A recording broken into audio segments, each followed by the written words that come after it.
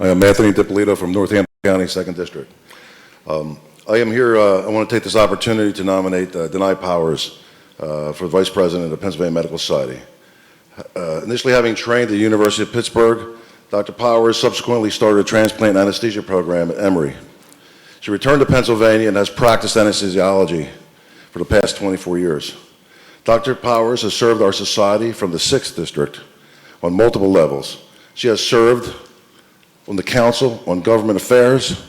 She was on the Committee on Subsidiary and Foundation Relations. She was on the Task Force on Continuous Professional Education. And as a liaison, she served the Political Advocacy Council. Dr. Powers has, like I said, been on the 6th District trustee since 2010. I am nominating Dr. Powers because she has shown herself to manifest the leadership, tenacity of purpose, and necessary skills to guide our medical society and our profession through the turbulent waters ahead. We are at a critical time in healthcare in our nation, and it's important that we have leadership that is willing to make the hard calls, address the tough issues, and lead physicians and patients we serve to a better day. VA-Med has a great opportunity to bring physicians together. To do this, we need a leader who will support the whole, restore the patient-physician relationship, begin the steps necessary moving toward a new healthcare system that is patient-centric. We cannot continue to accept every mandate silently with no pushback, hoping that things will change. Dr. Powers has consistently provided a superior level of service, has demonstrated an extraordinary spirit of being a team leader. As we know, healthcare is under siege. More doctors are being employed. Some are made private practitioners. Dr. Powers will be the best suited to bridge that gap and guide our ship into the future. In the state of Pennsylvania, that's so big, it is sometimes difficult as a board member to not become self-serving and distanced from the problems of the members of. We need a leader who will address these non-clinical matters that divide us. Dr. Powers is that person who has the intellectual clarity necessary to lead us through this quagmire. I thus nominate Dr. Powers for the Vice Presidency of the Pennsylvania Medical Society. Thank you, Dr. DiPolito. All right. Good morning. I want to share with you my perspective that I will bring to the position of Vice President of the Pennsylvania Medical Society. I'm an anesthesiologist and started practice in medical school and trained to be an anesthesiologist. I began in the 1970s. And since then, I've worked in academics, research settings, teaching, hospitals, transplant medicine, urban and rural practices, and I'm currently in private practice. I've seen a lot. I've watched the number of doctors about double and the number of administrators go up about 10 times. Based on my experience, I can tell you that I have concluded that if we are truly pro-patient, we must be pro-physician. There is no other profession that is as capable and qualified to heal sick people. But sadly, so much of what has happened to medicine over the past decades exemplifies the saying, there is no problem you can't make worse. Let me present a revealing story. At a recent hearing of the Pennsylvania legislators where pushing for the independent practice of CRNPs, Michael Young, the CEO of the Pinnacle Healthcare System, stated, and I quote in part, "With all due respect to the physicians, at Pinnacle Health, I lead the team." I wonder how Michael Young would feel as the head of the healthcare team if he was also personally named in the next lawsuit against a physician at the Pinnacle Health System. Think about this.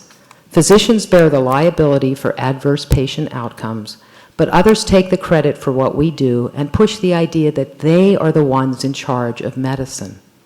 These same individuals are nowhere to be found in the ED at 3 a.m. with a sick child. They're not trying to squeeze patients into an already too full office or operating room schedule. And they're not waiting months for a day off because their practice is so short-staffed that taking the time would compromise patient care.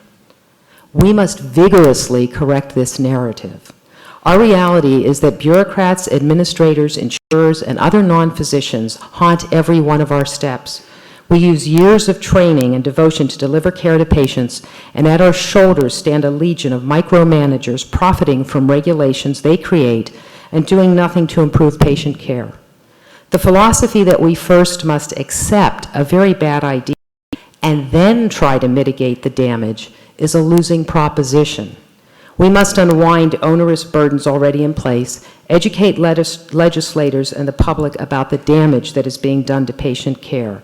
PA Med must be the strong, proactive voice that pushes back. We must confront the Hospital Association over detrimental policies. We must protect all practice options for physicians, private, small group, large group, and hospital employed. It is this competition of practice options and the ability to choose that will protect access and quality for patients over the long term. We must expose that manipulating doctors delivers poorer quality care at greater expense.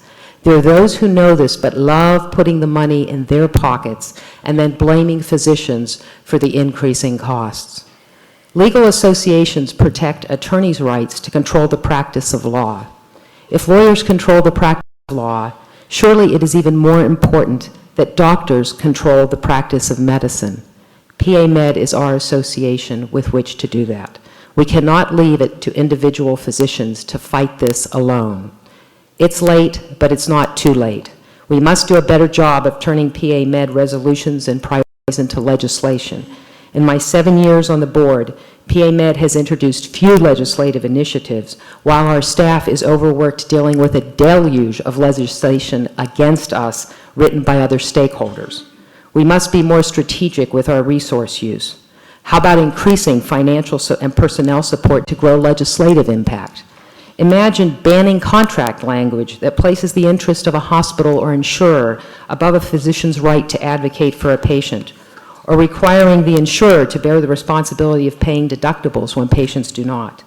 PA Med challenged MOC and exposed fallacies, conflicts of interest, and monetary motivations underlying a tale of concern for quality.